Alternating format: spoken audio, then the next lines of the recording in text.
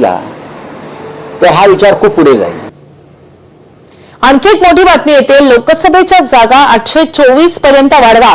पंतप्रधानांच्या आर्थिक सल्लागार परिषदेनेही ही शिफारस केली आहे. मोठ्या राज्यांच्या जागात 50% वाढवा अशी शिफारस करण्यात आली आहे. तर छोटी राज्य केंद्रशासित प्रदेशातील जागाही दुप्पट करा. लोकसंख्येचा विचार न करता मतदारसंघ विभाजित करा.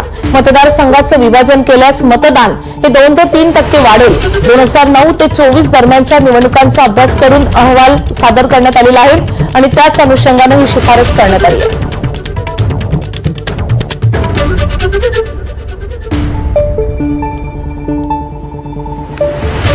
लोकसभेच्या जागा 824 पर्यंत वाढवा अशी शिफारस करण्यात आलेली आहे.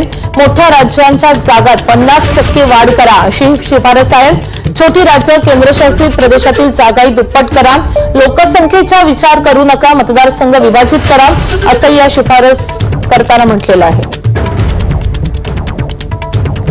आपले प्रतिनिधी सोमेश कोलगे आपल्या सोबत आहेत. सोमेश, नेमकी काय शिफारस करण्यात आली आहे?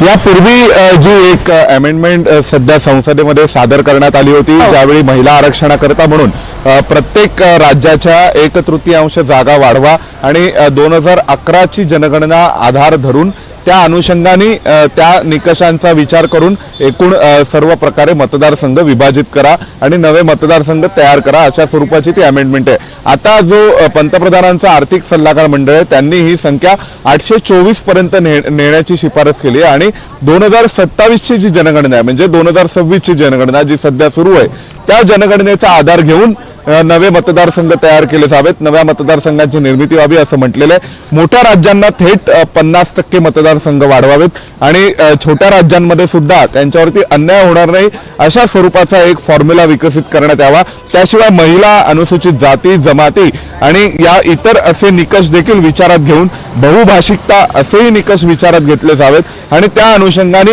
हे मतदारसंघ तयार केले जावेत असं म्हटलं. आपल्याला जी माहिती मिळते त्यानुसार भाजपचं केंद्रीय नेतृत्व हे नवे मतदारसंघ तयार करण्याबाबत ठाम आहे आणि घटना दुरुस्तीसाठी आकड्यांची जुळवाजुळव व्हावी यासाठी प्रयत्न जर सुरू आहेत आणि जर आकड्यांची जुळवाजुळव झाली तर केंद्र सरकार घटना दुरुस्ती करणार आहे आणि त्या घटना दुरुस्तीनुसार 800च्या वर लोकसभेची एकूण सदस्य संख्या जाईल आणि वेगवेगळ्या राज्यांच्या विधानसभांची संख्या देखील, विधानसभा सदस्यांची संख्या देखील वाढेल. त्यामुळे ही घटना दुरुस्ती अपेक्षित आहे, प्रस्तावित आहे. घटना दुरुस्तीसाठीचे आकडे जुळवणं सुरू आहे आणि त्या दरम्यानच्या काळात पंतप्रधानांच्या आर्थिक सल्लागार परिषदेने जो एक अहवाल सादर केला त्या अहवालामध्ये 2027ची जनगणना गृहीत धरावी आणि त्याशिवाय अशा प्रकारे 50%ची वाढ ही मोठ्या राज्यांना थेट द्यावी असे शिफारसही करण्यात आलेल्या आहेत.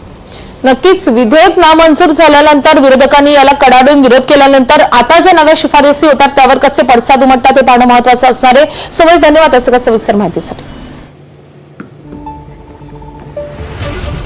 त्यानंतर बुलेटिनमध्ये घेणार आहोत आणखी